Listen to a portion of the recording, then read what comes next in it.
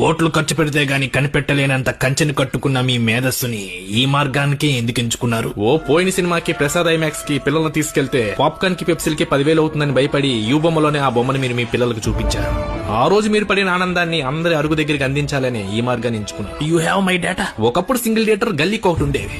ఇప్పుడు అందులో సగం పెళ్లి మండపాల్లా మారిపోయాయి. ఫ్లెక్సీలు కట్టుకోలేని, ఫ్లెక్సిబిలిటీ లేని మల్టీప్లెక్స్ లో మాల్లో ఎన్నుంటే ఏం లాభం సార్? ఎస్కలేటర్లు, ఎలివేటర్లు ఉన్నాయని మాల్లో మెయింటెనెన్స్ లన్నీ మూవీ టికెట్ల మీద పడితే మధ్య తరగతి కుటుంబ మెయింటెనెన్స్ లో ఏం కావాలి సార్? మీరు చేస్తుంది సాయం అని, సమాజ సేవని సమర్థించుకుంటున్నారా? ఒక ప్రేమికుడికి భయం తన ప్రేయస్ అంటే సమోసాతో సరిపెట్టుకోకుండా ఎక్కడ పాప్కార్న్ పెప్సీ కాంబో అడుగుతుందేమో అని. నలుగురు పిల్లలున్న తండ్రికి భయం నాచోస్ అంటే లేస్ ప్యాకెట్ తో పిల్లలు కూర్చోకుండా ఎక్కడ నాచోస్ అని నాంచుతారేమో అని. లీటర్ వాటర్ 50 రూపాయలు, పావు లీటర్ పెప్సీ 180 రూపాయలు. పోనీ ఐనాక్స్ ఐమాక్స్ లో ఇంటర్వెల్ నుంచి తప్పించుకుని సింగిల్ థియేటర్ లో సమోసాతో సర్దుకుందామంటే అక్కడ టికెట్లు కూడా 300-400 పెడితే ఎలా సార్? ఇలాంటి కారణాల క్రైమ్ లో నుంచి పుట్టుకొచ్చింది ఈ పైరసీ.